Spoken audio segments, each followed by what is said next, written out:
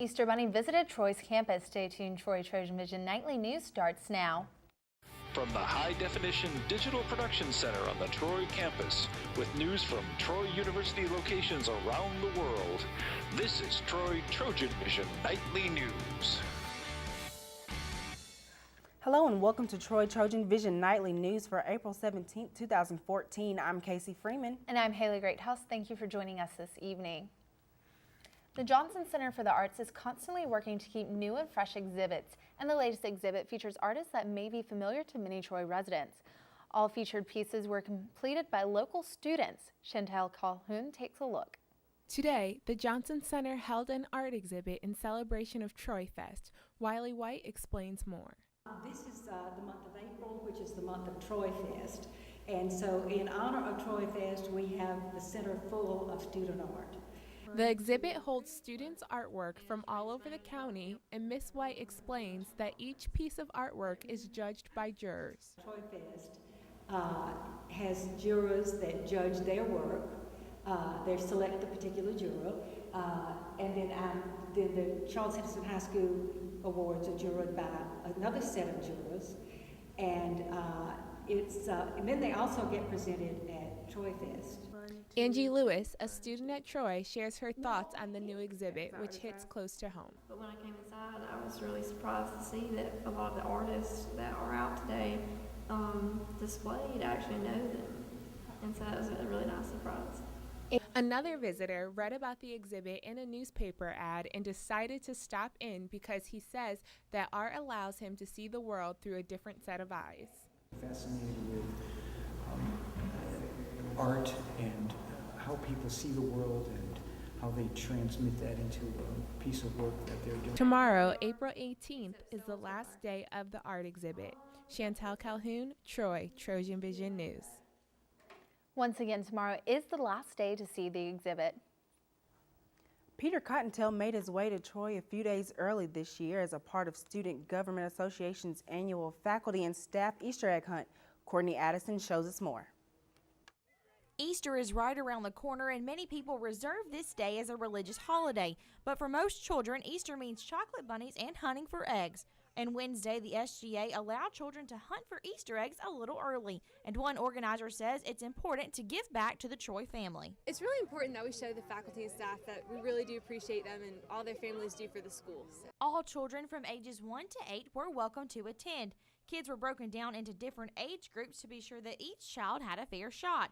The SGA said around 500 eggs were stuffed with candy, but every little one seemed to be looking for the one egg in particular.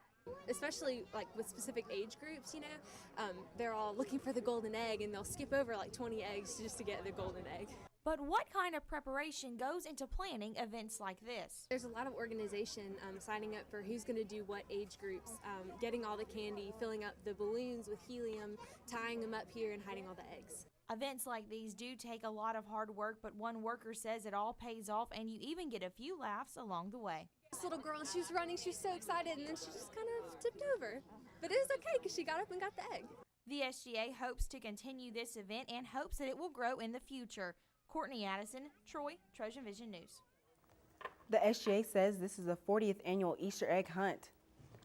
Troy University is made up of a variety of students from faculty to faculty and staff, and some of those have some interesting stories to tell. That's right, Casey, and throughout the month of April, we are going to take a look at some of those individuals in our Trojan Profile series today. Jonathan Young introduces us to a student who uses his Greek organization to fulfill a dream.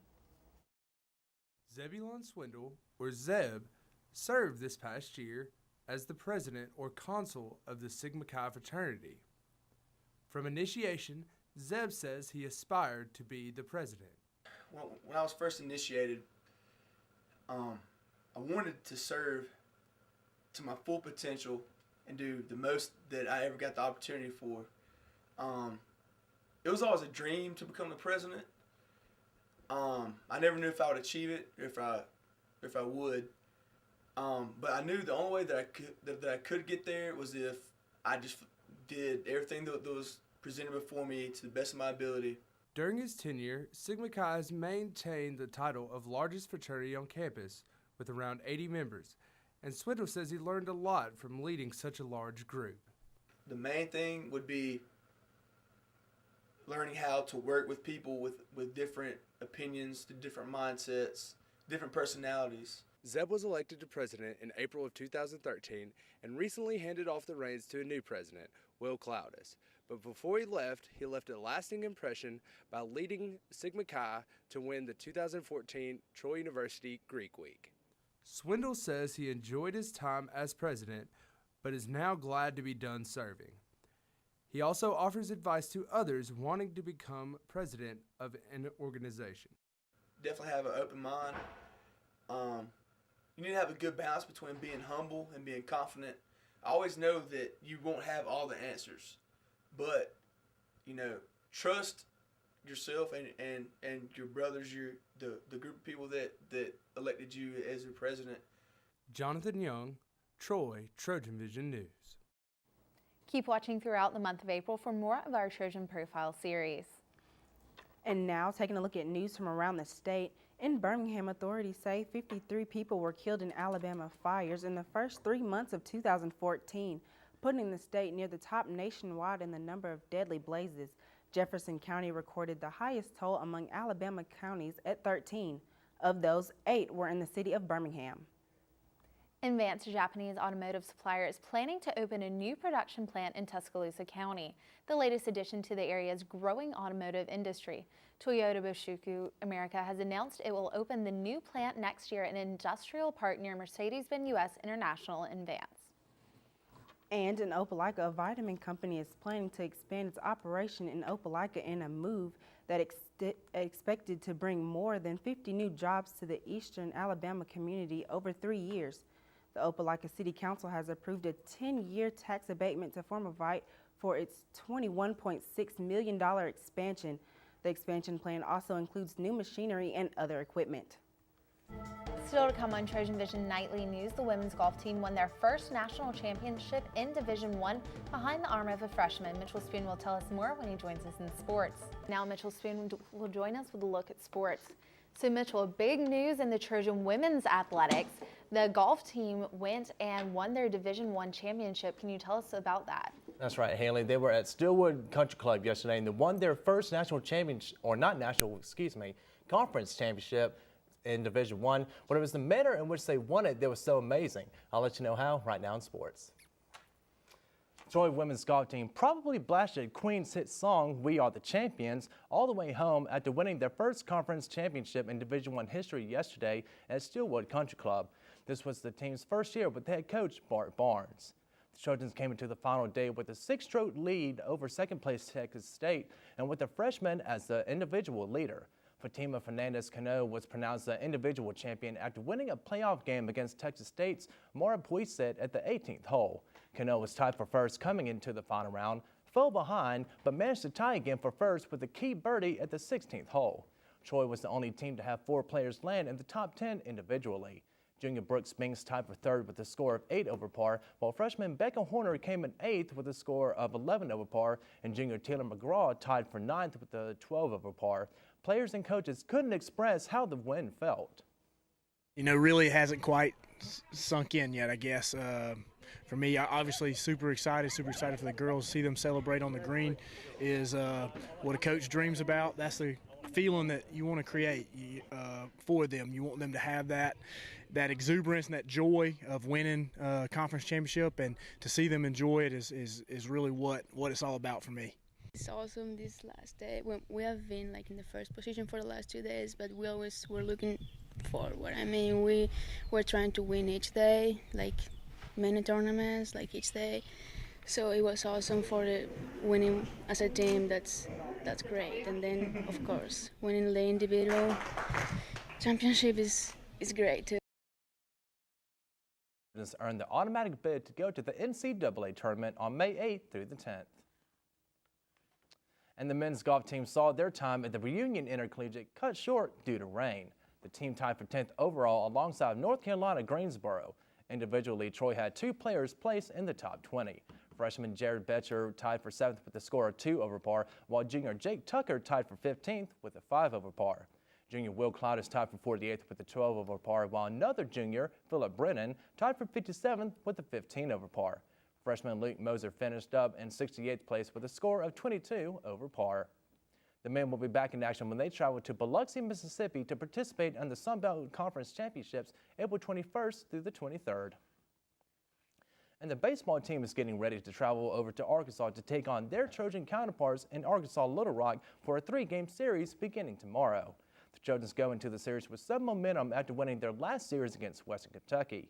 Troy's 19-18 overall and 6-8 in the Sun Belt. For UALR, they will go into the matchup after winning a close game against Louisiana Tech. Arkansas Little Rock posts a 14-20 record and are just 3-13 in the conference. Head coach Bobby Pierce said this will be a challenge for his team.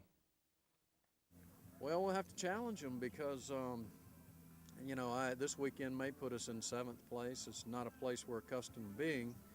Little Rock's probably going to be towards the bottom, but we've taken some teams that were in first place to Little Rock, and Little Rock being towards the bottom, and they played us awfully tough. So I think it's going to be a dogfight.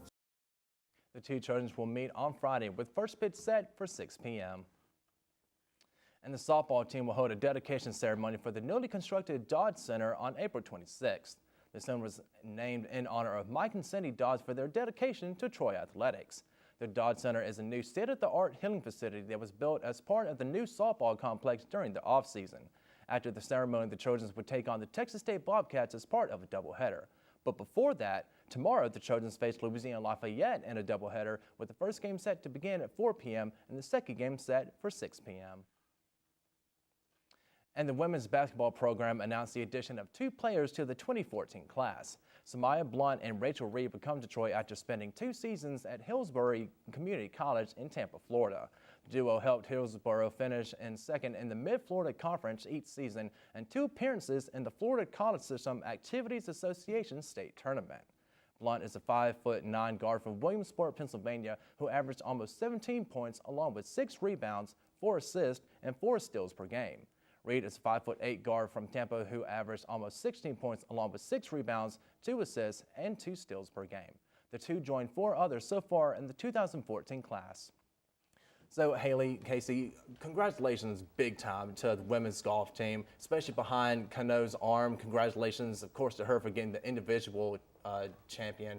And best of luck to the softball team and the baseball team this weekend. Hopefully fans can go out and catch the games, pending the weather be as nice as it should be. Definitely, and good luck to all the Trojans. Thank you, Mitchell. Thank you.